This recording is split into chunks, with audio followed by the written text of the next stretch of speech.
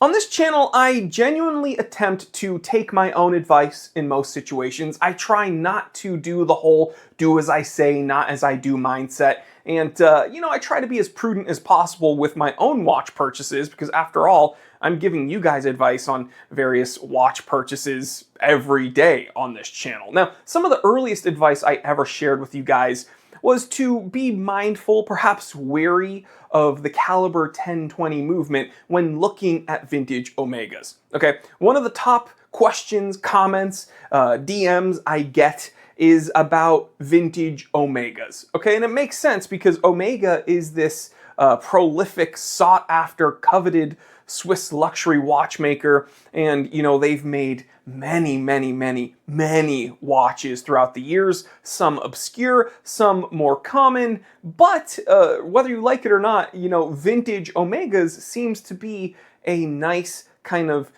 accessible entryway to that brand, and people want to make sure they're spending their money properly. So I understand that a lot of people want vintage Omegas and a lot of people have questions about vintage Omegas. And, the caliber 1020, which falls under the Omega 1000 series of movements, they're regarded as robust, as reliable, as accurate, but the 1020 movement specifically is a bit finicky. Now, thankfully, I have the know-how and the resources to be able to get watches inspected and serviced, and I've owned numerous caliber 1020 Omegas with zero issue at all, like no issues, until now. It is 2:31 p.m. Let's get down to business.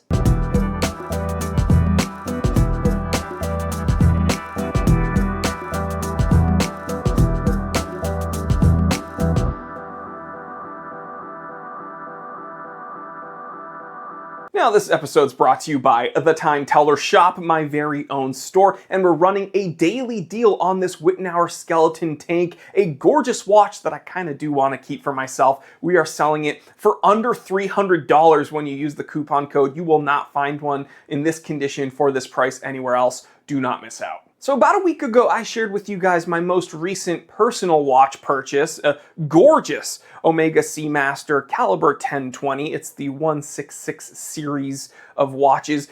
Beautiful gold tone. It's gold filled, so it's not solid gold. Don't worry, I'm not that much of a baller when it comes to vintage Omegas, but gorgeous watch in great condition, and I was able to find it in my hometown of New Hampshire. Absolutely lovely watch. So I pulled the trigger on it after asking all the questions I tell you guys to ask: service history, pictures, looking at the movement, everything you could ever want I asked, and the seller was very willing to answer those questions to my satisfaction. So I had it shipped over here to my Los Angeles office, and it's gorgeous. Beautiful watch, great condition, splendid to have on the wrist. But in the back of my mind, you gotta think this is a vintage watch, and guys, I spend time with vintage watches day in and day out. I run the Time Teller Shop. I hand pick vintage watches for the inventory of that shop. So I am aware that regardless of the condition of the watch, regardless of how well it's been taken care of, this is a vintage watch. This watch is decades and decades and decades older than me. So things can go wrong. And this time they did. Unfortunately, after about a week of use, that watch was kind of my daily watch for that week. A beautiful week with many memories shared with that watch. The date stopped cycling. Okay, so the date complication ended up failing, which is crazy. The day was cycling just fine. The date, kaput. So I took it off the wrist and took it to my watchmaker, and it's being dealt with no problem. But this does highlight the Achilles heel of this movement. So when you take a look at this caliber 1020, the cannon pinion tends to get loose. So that's, and I don't mean like, ooh, get loose. I mean like it gets loose and the watch stops telling time. And the stop lever on this watch was actually made of plastic. So that ends up eventually wearing down and failing. And the day-date complication is very finicky and picky, and some would say fragile. So many hardcore Omega enthusiasts will tell you if you have a watch with a 1020 movement, keep it on a winder because you don't want to have to keep resetting the day date complication, because that's often going to put some undue wear on the movement, and that complication will eventually fail.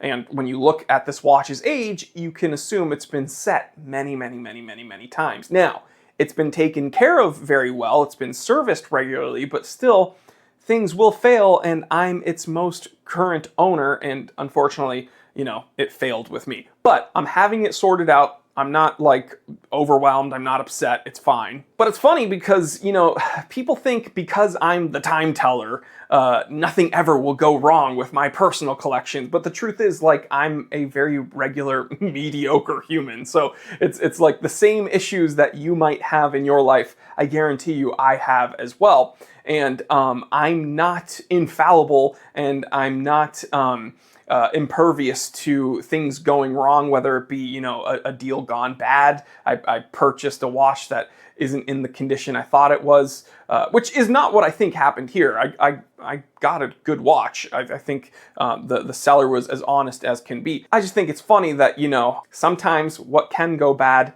does end up going bad, and you could make the argument that, you know, I dodged enough bullets with all the 1020s I've owned in the past with zero issue, and finally, you know, I got grazed. So big deal, it's gonna get sorted out. I think my watchmaker contacted me. He might have to source a component, but you know, 1020 movements are fairly common, so it shouldn't be that much of a headache. And hopefully by the end of the week, I will have that watch back on my wrist, and I'm probably going to end up putting that watch on a winder. And the truth is, you know, I don't think watch winders are as detrimental to the watch as people claim they are. And the truth is, when you have watches with specific needs, like this 166 Cal 1020, you know, it just makes sense.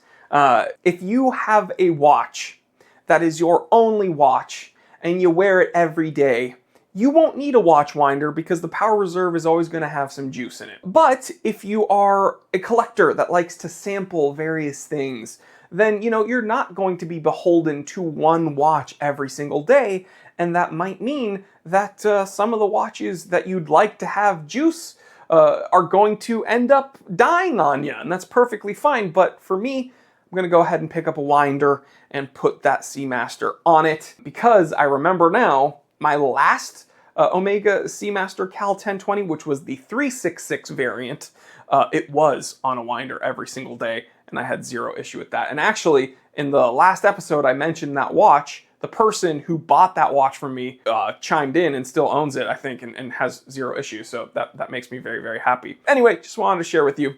Have a little headache with my watch in my personal watch collection, and it will be fixed. All right, love you guys. Stay happy, stay healthy, stay blessed. I'm Jory Goodman, the Time Teller, and always remember, I didn't invent time.